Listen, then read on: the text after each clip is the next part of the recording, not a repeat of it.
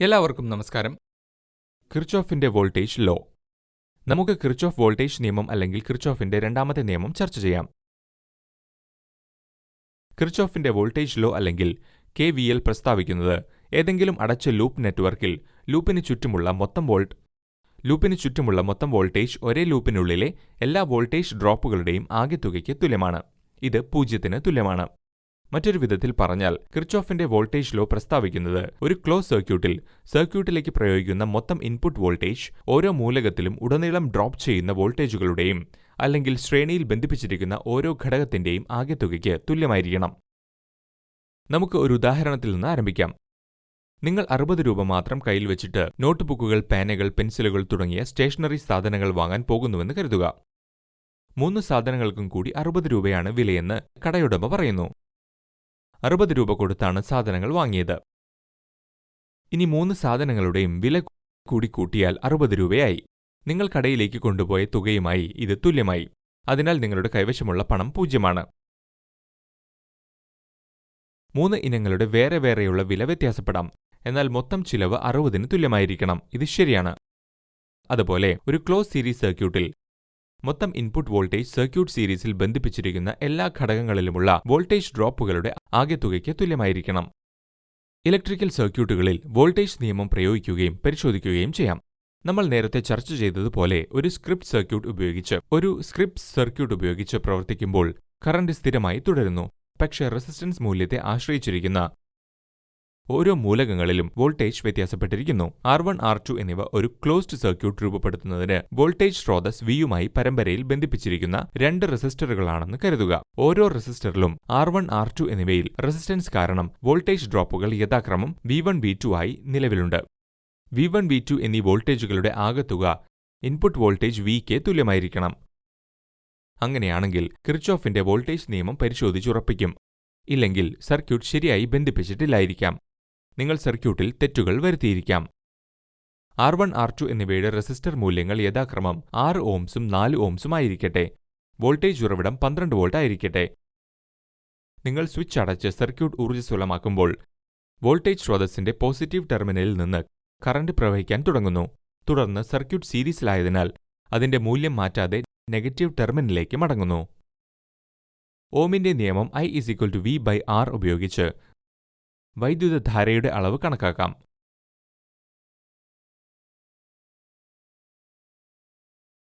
I=I2/10. നമുക്ക് 1.2 ampere current ലഭിക്കുന്നു. അത് സർക്യൂട്ടിലുടനീളം സ്ഥിരമാണ്. ഓംസ് ലോ ഫോർമുല ഉപയോഗിച്ച് ഇപ്പോൾ വോൾട്ടേജ് ഡ്രോപ്പുകൾ V1, V2 ആയി കണക്കാക്കുക. V=IR. ഓരോ റെസിസ്റ്ററിലുമുള്ള വ്യക്തിഗത വോൾട്ടേജ് ഡ്രോപ്പ് കണക്കാക്കാൻ നിങ്ങൾ V1-നുള്ള R1, V2-ന് R2 എന്നിങ്ങനെയുള്ള ഒരു റെസിസ്റ്റൻസ് മൂല്യം എടുക്കണം. V1, V2 എന്നിവയുടെ കണക്കുകൂട്ടൽ V1=IR1.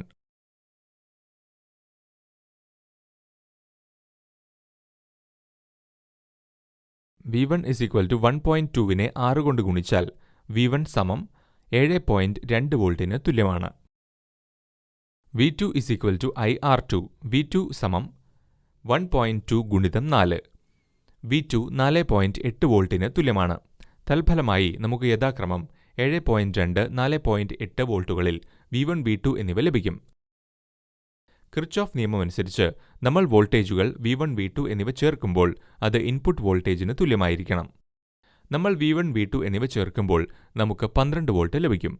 ഇത് ഇൻപുട്ട് വോൾട്ടേജിന് തുല്യമാണ്. അങ്ങനെ കിർച്ചോഫിന്റെ വോൾട്ടേജ് പരിശോധിച്ചു. സീരീസിലെ അതേ സർക്യൂട്ടിലേക്ക് 3 ഓംസിന്റെ മറ്റൊരു റെസിസ്റ്റർ R3 ചേർക്കാം. ഇപ്പോൾ മൊത്തം പ്രതിരോധം 9 ഓം ആയി മാറുന്നു. സീരീസ് കണക്ഷൻ കാരണം R1, R2, R3 എന്നിവ വെറുതെ ചേർത്താണ് നമ്മൾക്ക് ഈ മൂല്യം ലഭിച്ചത്. I=V/R ഫോർമുലയിലെ മൂല്യങ്ങൾ മാറ്റിസ്ഥാപിച്ച് മൊത്തം കറന്റ് കണ്ടെത്തുക. നമുക്ക് I=12/13 0.9 ആംപിയർ ലഭിക്കുന്നു. അത് സർക്യൂട്ടിലുടനീളം സ്ഥിരമാണ്.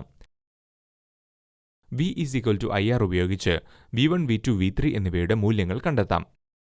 V1 0.9-നെ 6 5.4 വോൾട്ട് കൊണ്ട് ഗുണിച്ചാൽ V2 0.9 ഗുണിച്ചാൽ 4 3.2 വോൾട്ട്സ്. V3 0.9 ഗുണിച്ചാൽ 3 ഈസ് ഈക്വൽ ടു 2.7 വോൾട്ട്സ്. നമ്മൾ V1, V2 എന്നിവ ചേർക്കുമ്പോൾ നമുക്ക് 12 വോൾട്ട് ലഭിക്കും. ഇത് ഇൻപുട്ട് വോൾട്ടേജിന് തുല്യമാണ്. അതിനാൽ കിർച്ചോഫിന്റെ വോൾട്ടേജ് നിയമം തെളിയിച്ചു. പ്രായോഗികമായി നിയമം പരിശോധിക്കുന്നതിന് യഥാക്രമം ശ്രേണിയിലുള്ള ഒരു സർക്യൂട്ടുമായും എല്ലായിടത്തും R1, R2, R3 എന്നീ റെസിസ്റ്ററുകൾക്ക് സമാന്തരമായി വരുന്ന V1, V2, V3 എന്നീ 3 വോൾട്ട് മീറ്ററുകളുമായും അമ്മീറ്റേഴ്സ് ബന്ധിപ്പിക്കുക. എല്ലാ അമ്മീറ്ററുകളും വോൾട്ട് മീറ്ററുകളും അവയുടെ റീഡിംഗുകൾ അളക്കാൻ പര്യാപ്തമാണെന്ന് ഉറപ്പാക്കുക. ഒരു സ്വിച്ച് S ഉപയോഗിച്ച് സീരീസ് സർക്യൂട്ടിലേക്ക് ബാറ്ററി അല്ലെങ്കിൽ വോൾട്ടേജ് ഉറവിടം Vയുമായി കണക്ട് ചെയ്യുക. പോസിറ്റീവ്, നെഗറ്റീവ് ടെർമിനലുകൾ പോലെയുള്ള മീറ്ററുകളുടെയും ബാറ്ററികളുടെയും ധ്രുവീകരണം ശരിയായും കൃത്യമായും ബന്ധിപ്പിക്കണം. അല്ലാത്തപക്ഷം സർക്യൂട്ട് തകരാറിലാവുകയും ഷോർട്ട് സർക്യൂട്ടിന് കാരണമാവുകയും ചെയ്യും. സർക്യൂട്ടിനെ ഊർജ്ജസ്വലമാക്കാൻ സ്വിച്ച് S അടയ്ക്കുക.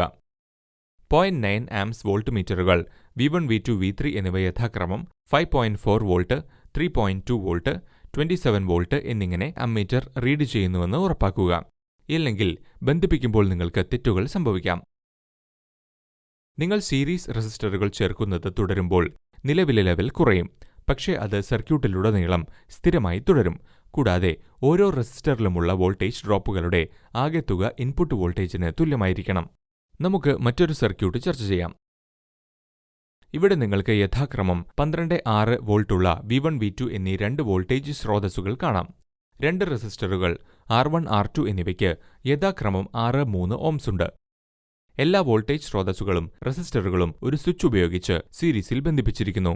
സ്വിച്ച് അടച്ചുകഴിഞ്ഞാൽ 2 സ്രോതസ്സുകളിൽ നിന്നും വൈദ്യുത പ്രവാഹം റെസിസ്റ്ററുകളിലൂടെ ഒഴുകാൻ തുടങ്ങുകയും ഉറവിടങ്ങളിലേക്ക് മടങ്ങുകയും ചെയ്യും. സർക്യൂട്ടിൽ 2 വോൾട്ടേജ് സ്രോതസ്സുകളും 2 റെസിസ്റ്ററുകളും അടങ്ങിയിരിക്കുന്നതിനാൽ മൊത്തം വോൾട്ടേജ് 18 വോൾട്ട് ആണ്. മൊത്തം റെസിസ്റ്റൻസ് 9 ഓംസ് ആണ്. I is equal to V/R. I is equal to 18/9. 2 ampere is equal to I. അതിനാൽ നമുക്ക് 2 ആംപ്സ് കറന്റ് ലഭിക്കുന്നു. ഇപ്പോൾ ഓരോ റെസിസ്റ്ററിലും R1, R2 എന്നിവയിലുടനീളമുള്ള വ്യക്തിഗത വോൾട്ടേജ് ഡ്രോപ്പ് VA, VB കണക്കാക്കുക. VA is equal to I into R1. VA is equal to 2 into 6. VA സമം 12 volt. VB is equal to I into R2. VB is equal to 2 into 3. VB സമം 6 volt. ഇപ്പോൾ voltage ഡ്രോപ്പുകൾ VA, VB എന്നിവ ചേർക്കുക. നിങ്ങൾക്ക് ഇത് 18 വോൾട്ടായി ലഭിക്കും. ഇത് ഇൻപുട്ട് വോൾട്ടേജുകൾ V1, V2 എന്നിവയ്ക്ക് തുല്യമാണ്. അതിനാൽ കിർച്ചോഫിന്റെ വോൾട്ടേജ് നിയമം പരിശോധിച്ചു. ഇതിൽ നിന്ന് കിർച്ചോഫിന്റെ വോൾട്ടേജ് നിയമം ഏത് ക്ലോസ് സർക്യൂട്ടിലും ഉയർത്തിയ വോൾട്ടേജുകളുടെ ആകെത്തുക വോൾട്ടേജ് ഡ്രോപ്പുകളുടെ ആകെത്തുകയ്ക്ക് തുല്യമാണ് എന്ന് നിർവചിക്കാം. നമുക്ക് പ്രായോഗികമായി വോൾട്ടേജ് നിയമം നോക്കാം. യഥാക്രമം 12 വോൾട്ടുകളും 6 വോൾട്ടുകളും അളക്കാൻ പര്യാപ്തമായ R1, R2 എന്നീ റെസിസ്റ്ററുകൾക്ക് സമാന്തരമായി 2 ആംപിയറുകളും 2 വോൾട്ടേജുകളും വഹിക്കാൻ പര്യാപ്തമായ സർക്യൂട്ടുമായി ശ്രേണിയിൽ ഒരു അമ്മീറ്റർ ബന്ധിപ്പിക്കുക. സർക്യൂട്ടിൽ കാണിച്ചിരിക്കുന്നതുപോലെ ശരിയായ ധ്രുവതയോടെ സീരീസിലെ 12 വോൾട്ടുകളും 6 വോൾട്ടുകളും 2 ബാറ്ററികളും ബന്ധിപ്പിക്കുക. ഓൺ ഓഫ് സ്വിച്ച് 5 ഉപയോഗിച്ച് സർക്യൂട്ട് പൂർത്തിയാക്കുക. S സ്വിച്ച് അടച്ച് സർക്യൂട്ടിനെ ഊർജ്ജസ്വലമാക്കുന്നു. അമ്മീറ്റർ റീഡിംഗുകൾ 2 ആംപിയേഴ്സും വോൾട്ട് മീറ്റർ റീഡിംഗുകൾ 12 വോൾട്ടുകളും 6 വോൾട്ടുകളും ആണെന്ന് പരിശോധിക്കുക.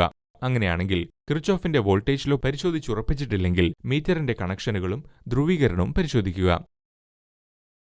സർക്യൂട്ടിലേക്ക് പോകുന്ന ശ്രേണിയിൽ സമാന്തരമായി ബന്ധിപ്പിച്ച വോൾട്ട് മീറ്റർ ഉപയോഗിച്ച് റെസിസ്റ്റർ ചേർത്ത് സർക്യൂട്ട് വിപുലീകരിച്ച് നിങ്ങൾക്ക് നിയമം പരിശോധിക്കാം.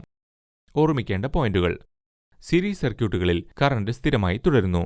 വോൾട്ടേജ് റെസിസ്റ്റൻസ് മൂല്യങ്ങളുമായി വ്യത്യാസപ്പെട്ടിരിക്കുന്നു. ശേഷിക്കുന്ന വോൾട്ടേജുകൾ 0 ആണ്. ഏതൊരു ക്ലോസ് സർക്യൂട്ടിലും വോൾട്ടേജ് വർധനവിന്റെ ആകെത്തുക വോൾട്ടേജ് കുറയുന്നതിന്റെ ആകെത്തുകയ്ക്ക് തുല്യമാണ്. സമാന്തര സർക്യൂട്ടുകളിൽ വൈദ്യുത പ്രവാഹം റെസിസ്റ്റൻസിനനുസരിച്ച് വ്യത്യാസപ്പെടുമ്പോൾ വോൾട്ടേജ് സ്ഥിരമായി തുടരുന്നു. ശേഷിക്കുന്ന വൈദ്യുതധാരകൾ 0 ആണ്. ഒരു സർക്യൂട്ടിലെ ഏത് ജംഗ്ഷനിലും ഇൻകമിംഗ് കറന്റിന്റെ ആകെത്തുക ഔട്ട്ഗോയിംഗ് കറന്റിന്റെ ആകെത്തുകയ്ക്ക് തുല്യമാണ്. കണ്ടതിന് നന്ദി. നല്ലൊരു ദിവസം ആശംസിക്കുന്നു.